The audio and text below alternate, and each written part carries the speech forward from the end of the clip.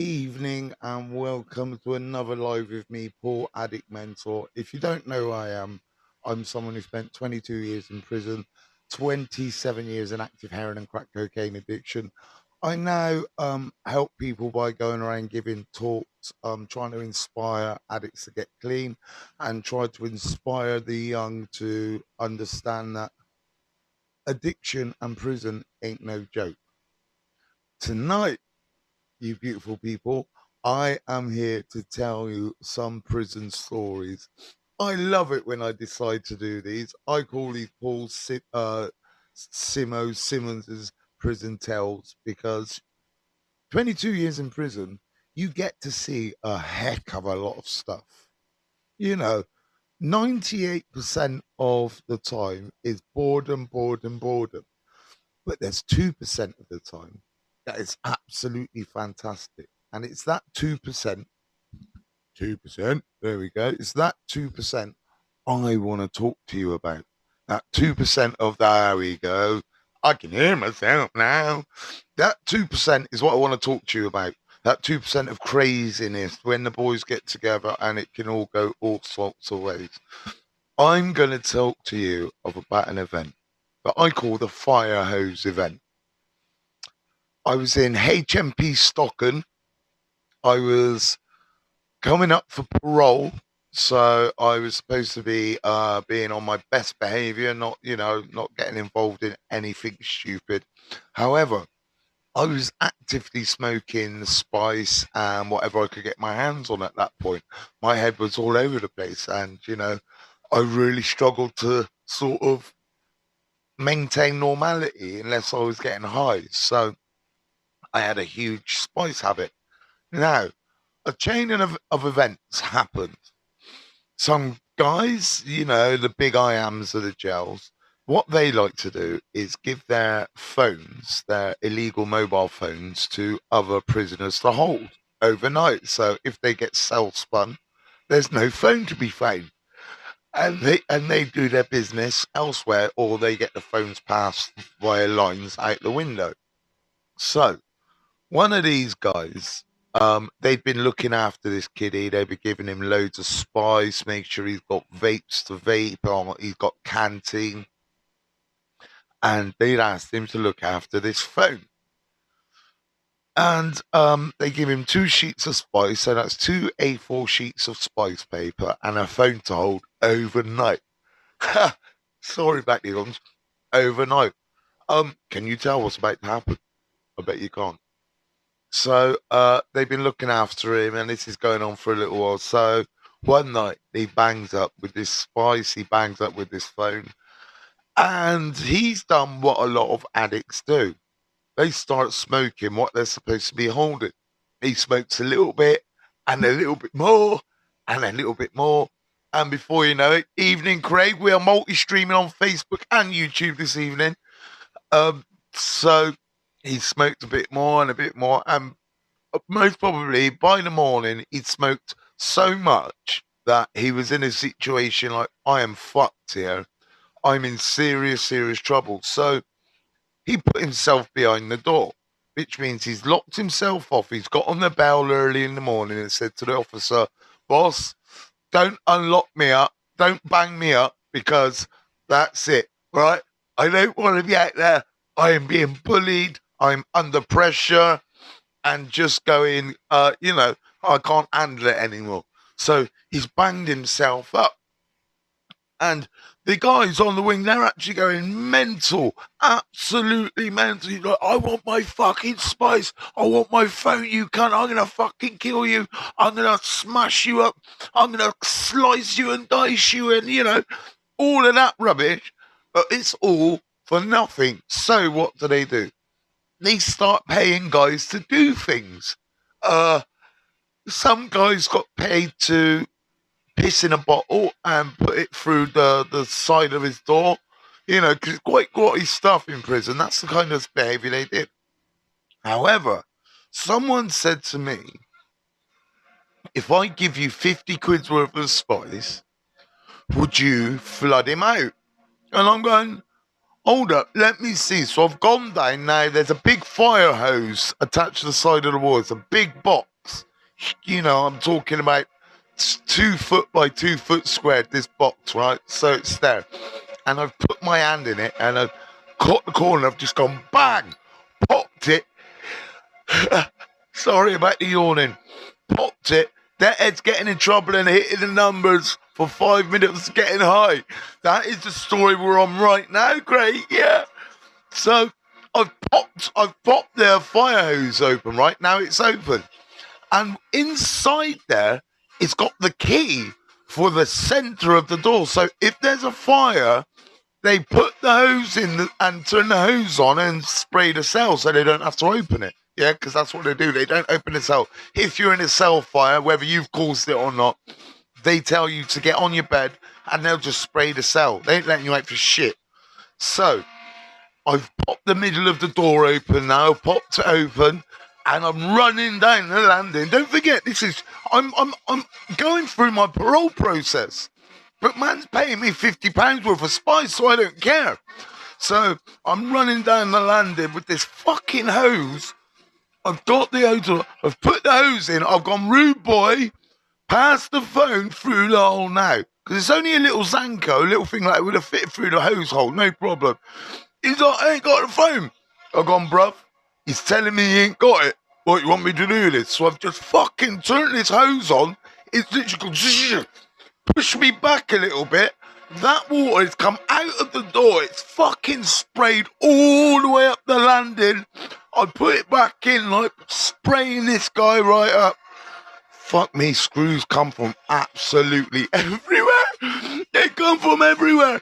What I didn't realise, as I'd running down, they'd been like they were doing cells on the landing below, just checking bolts and bars. That's what they do. Make sure you ain't sawing through your bars or sawing through the bolt in your door. They check that very often. So I've got them all soaked. They're all literally drenched because they were right beneath me. So I've gone, and this is the truth. This is what I said. Boss, I seen it all getting mad. Someone had get the hose out, and being the responsible one, I was putting it back. So it wasn't me who got you wet. Obviously, I can't say who it was, because I don't want to get fucked up, boss. I don't want to get beat up, yeah? But all I'm saying is, I was helping put it back. I went to the block. They bought the story. It's myself laughing. Craig, you know sometimes, bruv, in that place, you've just got to do what you got to do. All I was thinking is 50 quid worth of spice. My head was all messed up. I'm trying to get parole on a recall. I've been in for 2 years almost on a recall. That was me. So I was very lucky to get away with that. Extremely, extremely, extremely lucky. But I've got 4 beautiful stories to tell you tonight. And I just want to say, if you are watching me on Facebook or YouTube, please let me know.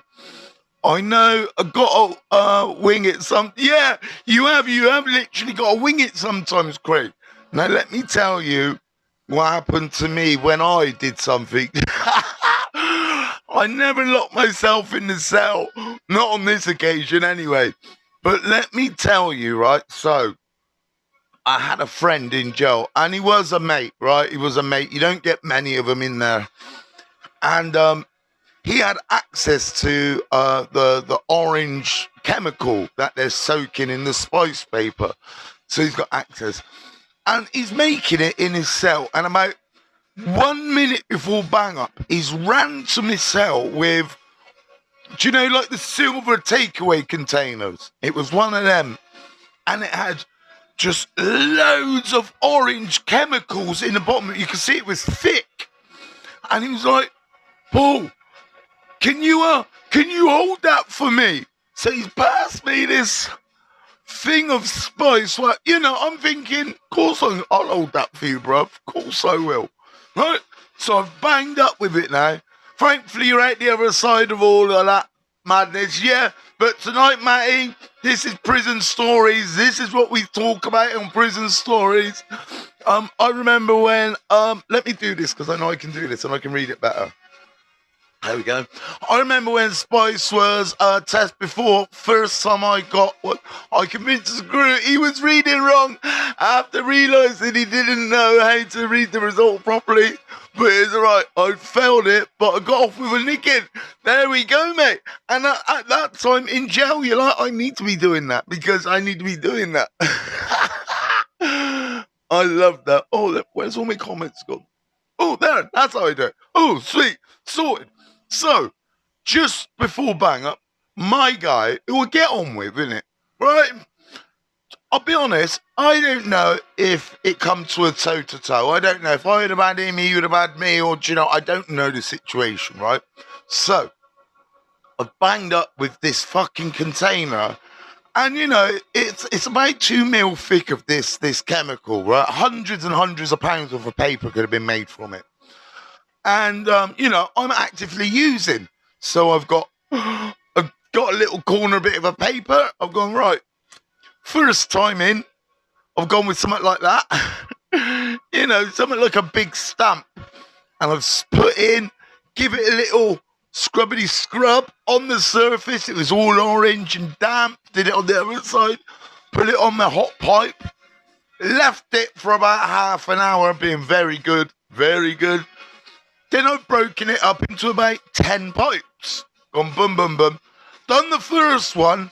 It knocked me sparko completely. I didn't know where I was. If a screw come to the cell to do the checks, I wouldn't have known. I was completely out of my head. Fucked, right, written off. Before you know it, I've done the 10 pipes, right?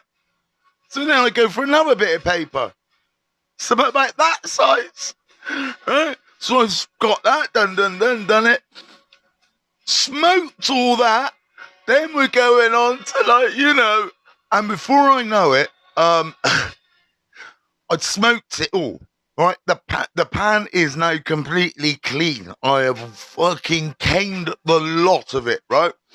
So now I'm thinking, raw, how the fuck am I going to get out of this situation? Now I owe my money. I ain't got that money. We aren't brethrens. And he should have knew better than giving it to me before bang up. But still, maybe I should have had a bit more, like, willpower, a bit more self-control. But, you know, I was in jail at that time. I didn't have that. So, he's come in the morning. We're out and about. We're both wing cleaners, so we're open all day, yeah. We're out and about, and he's gone, yeah, I'll grab that thing off you in a bit, yeah. I've gone, yeah, sweet, bruv. All right, couple of hours has gone past, and my anxiety's going through the roof. I'm like, oh my God. Just tell him, Paul. Just tell him. If you tell him, yeah, he'll respect you more, right? This is jail. There's no such thing. I know it, really, right? So I've gone, right. I've seen him go into his cell.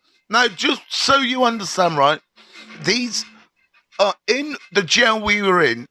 You can pull the door shut, but they don't lock. There's a little locky from the inside. They have to lock it, right?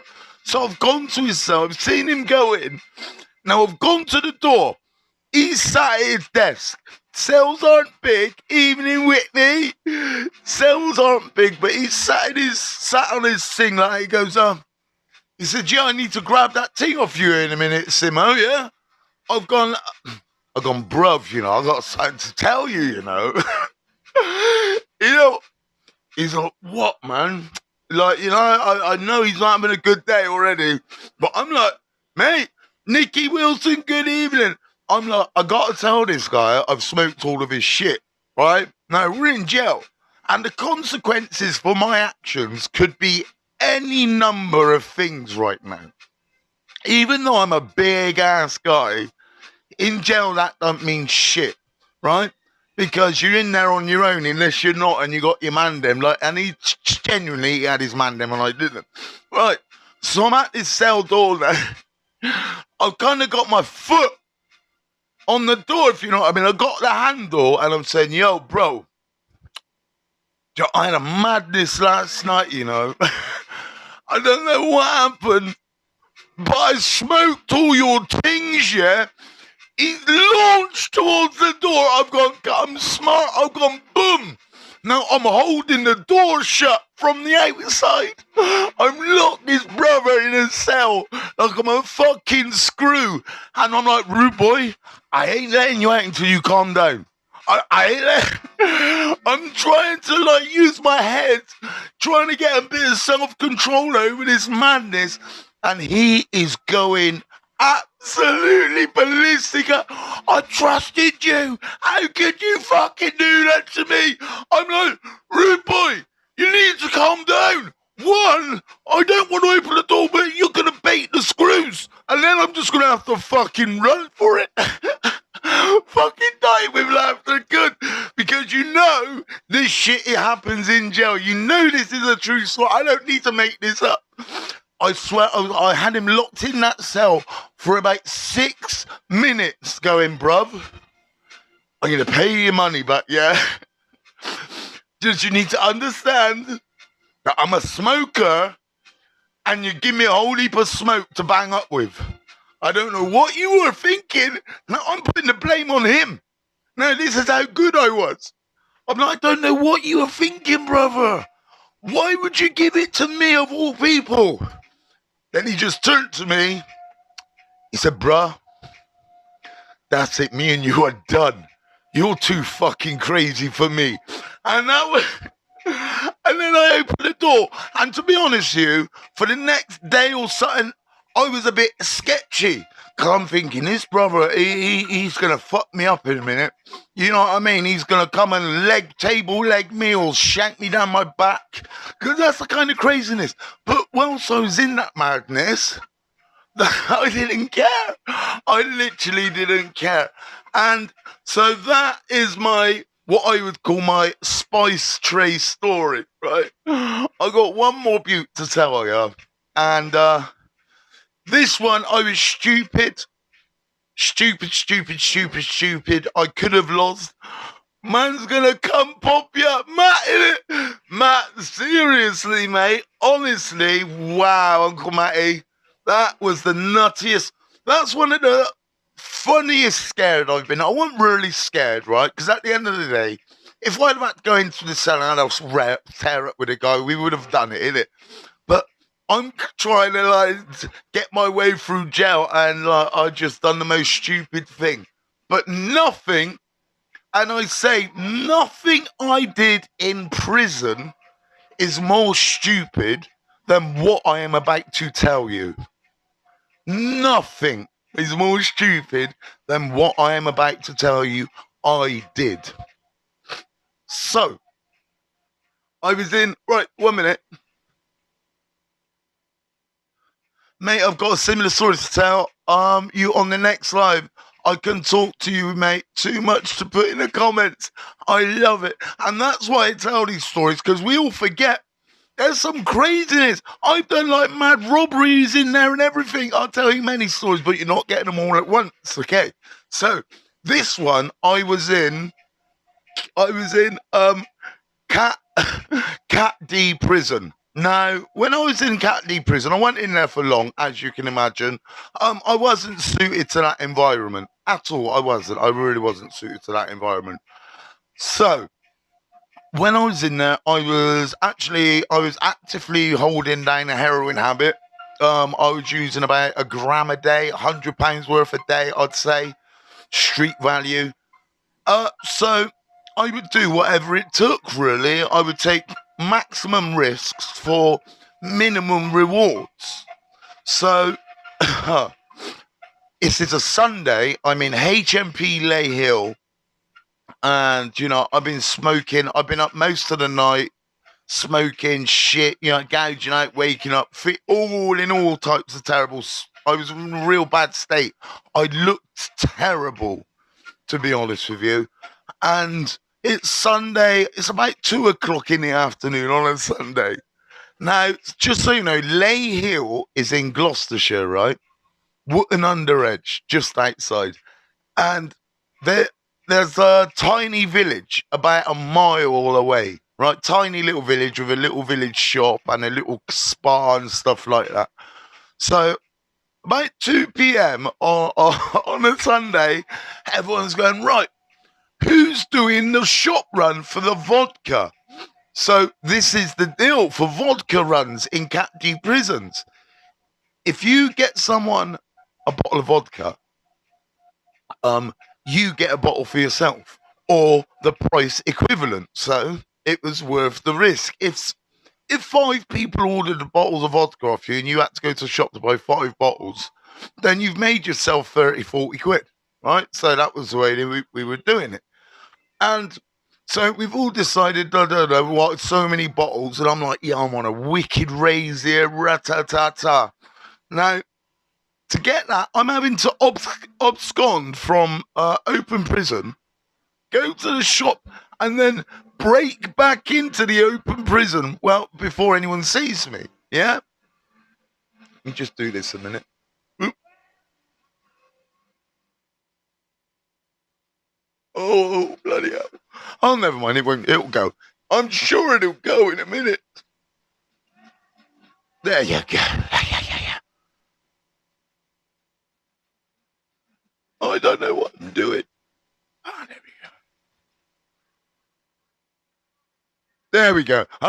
Yeah. Thank you. Sorry about that. So, we've all decided everyone wants a vodka. Everyone wants to get pissed up Sunday night, you know. Evening, Bob. How you doing, mate? How you doing, Rob? Right. So, we've decided everyone wants to, and I'm going, right, I'll do it. Because I'm thinking I can get the vodka, keep the money that they were going to give me to get myself a bottle, yeah, and pocket a decent bit of chunk of change. But I got to get to the shop and back. So I've headed in Ley Hill. Now, anyone who's been to Ley Hill, you'll know I'm telling you the truth when I tell you the route I took. So I've come out of the house block, right? I've gone up to the gymnasium, down the side of the gym, straight up onto the rugby field, right? Straight across the rugby field. And down there's a red telephone box. I think it's gone now. And that takes you out onto the road. Now, this is during the day. So this is like serious risks I'm taking. I've come out onto the main road. Right now, it's a country lane. Any prison officer coming or leaving work now is going to see me. But I'm militant. I want this change. I want this money. So I've headed towards the shop. And I'm just walking down this road. There's a pub on the corner. I've gone past that. People are out drinking. Blatantly, I'm a prisoner. Black guy, tall as fuck, in the middle of nowhere, wearing prison clothes of some sort, most probably. And I've seen some kids, and I've gone, yo, do you know where the shop is? And they've gone, yo, mate, are you from the jail? I'm like, no, where's the shop? They've gone, it's over there, mate. But it's Sunday. It's shut at lunchtime. I'm like, what? What? I was almost livid. Well, let me see. I went to the football today and got offered packet. Been 3 months clean. I was 2 months ago. I'd have been on a session now, but oh, come on, my guy. Well done, Pete. Well done. So, now I've got there and the shop's shut. There's nothing I can do. And now I've got to make my way back into the jail. I've gone. And this is, I don't think you understand the stress levels of finding out. Like, I just wanted to go then. I just wanted to abscond. I'm out of the jail anyway. I got people's money in my pocket. I could just go. But I didn't. And that wasn't really what I was about. That wasn't the way I kind of did jail. So I've made my way back into the jail. Gone. Everyone's gone, oh no. Yeah, everyone's kicking off, going da. Only literally, and this is our God's honest truth, some guy comes back from home leave and he smuggled in about 10 bottles of vodka. So everyone had a vodka party that night anyway. So I didn't need to put myself at risk at all. But when it comes to drugs in jail, these are the mad things that we do. We do this stuff, these crazy things, because addiction just takes control of you, takes hold of you, and you just feeds up this, you just want to feed this beast. And that's why I want to change the system. That's why I say one day at a time, we do recover, we can get better. I want to show you lot, because I've been on TikTok this morning, but this is for you lot. This is a live unveiling of my new tattoo that I got yesterday from Joe 11XI Tattoo Parlor in Cheney Manor Road in Swindon. Check him out. He's absolutely amazing. And he's going to do the rest of my stuff as well. So let me show you. It's pretty cool.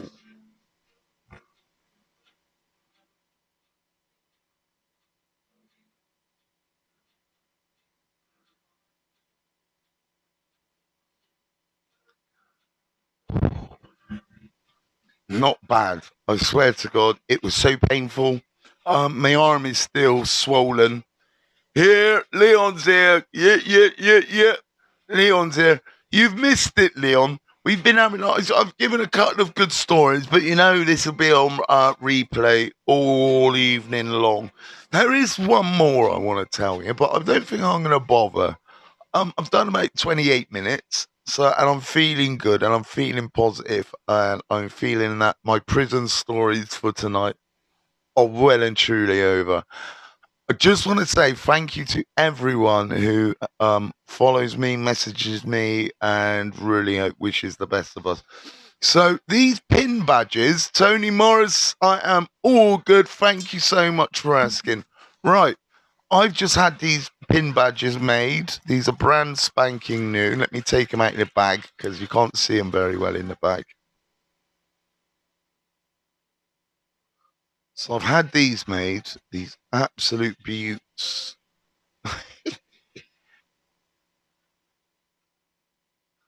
Oh, the light, the light, the light. It's too bright. Oh, there you go. So, if you, Alan Taggart's in the house, Mickey Wilson's in the house. Much love, mate. Enjoy the rest of the evening. I will, Craig. Thank you so much. So, these pin badges, they come in silver and gold out. I say £3, right? A minimum of £3. But understand, right? I have to post them as well to you, unless you're in Swindon and you want to come and collect them. The way I'm saying, please, if you donate a minimum of £3 to my Just Giving account, right, which is tagged to my Facebook and my YouTube and my Insta, my Just Giving account, £3 minimum, and I'll get one of these out to you.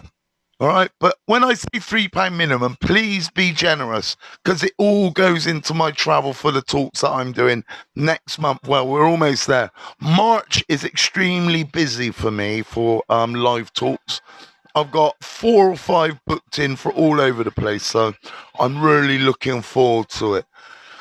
Have a fantastic evening. I really do hope you order yourself a badge of 2 or 10 because every penny goes to helping me continue to spread that message, that word that addicts do recover. Remember this: drugs, addiction, sex, fornication may give you that mad rush, that instant phenomenal feeling.